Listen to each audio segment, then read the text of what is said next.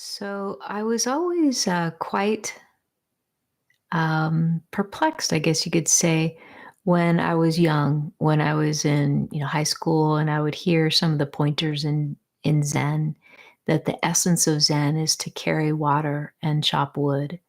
And I thought, I'm not sure what that means. What does that actually mean? And it really is a pointer that points us back to the simplicity of the organic rhythms of being, where we're just simply doing what's before us. And in this case, we're just simply listening, we're just simply looking.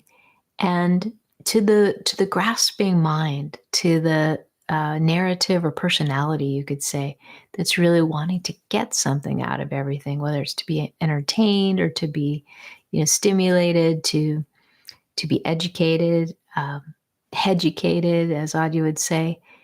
There's a there's a way that we kind of seek to fill, and that's part of the paradigm of the ego structure. If you consider ego as a felt sense of lack that's trying to fill and to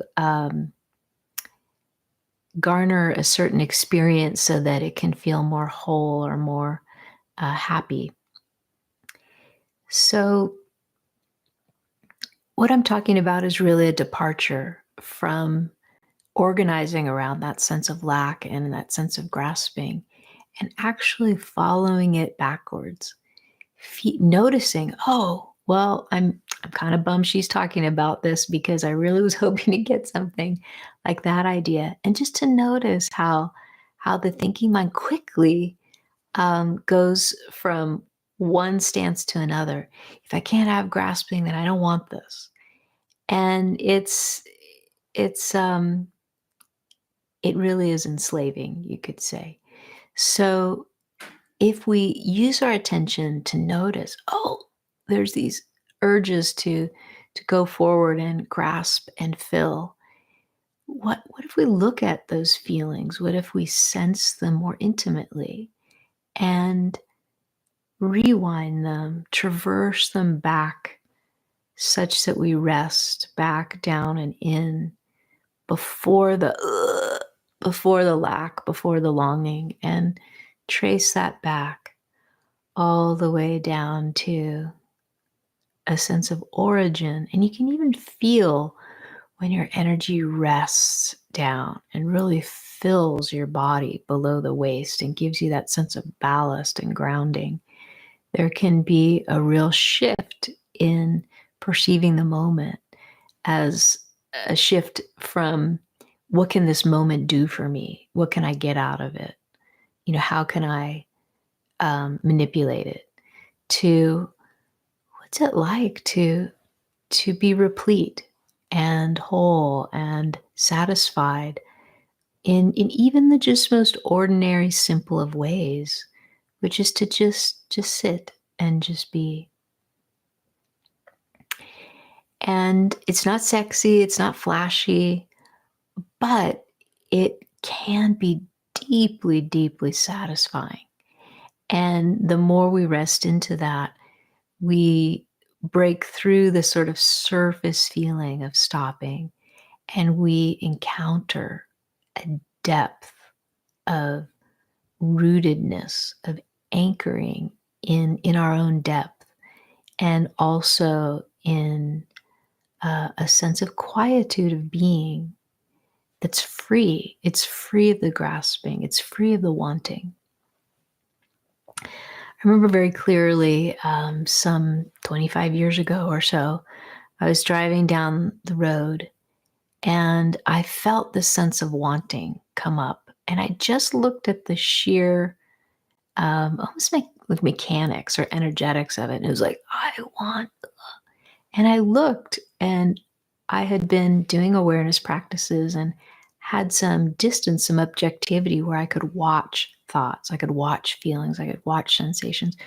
So I felt this strong arising of the sensation of wanting. It's like an energetic. And I looked at it, and I stopped, and I pulled over, and I was just sitting there at the side of the road. I was looking at that mechanism. And then when I introduced the quality of stopping and seeing, things started to shift. And I asked myself a question. I just let my curiosity lean in to what was happening. And I was asking myself, what is it that I want? And I didn't ask it of my thinking mind to run through its database search for answers. I was dropping into the very root or origin of this. And so my attention was dropping in and looking to where this sensation started. What started this sensation? What got me wanting? Is there something that I want? And as I dropped into it, it was just open, not trying to find any particular answer, just innocently curious. What is it that I want? And as I dropped my attention right into its origin of that energetic, I realized it just came to me. The answer bloomed in that quiet and just came forward. Oh, I want not to want.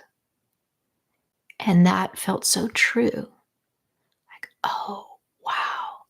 That would be so freeing to be free of this enslavement to I want, I want, I want. Or even I don't want, because on the other side of what we don't want, there's always a want.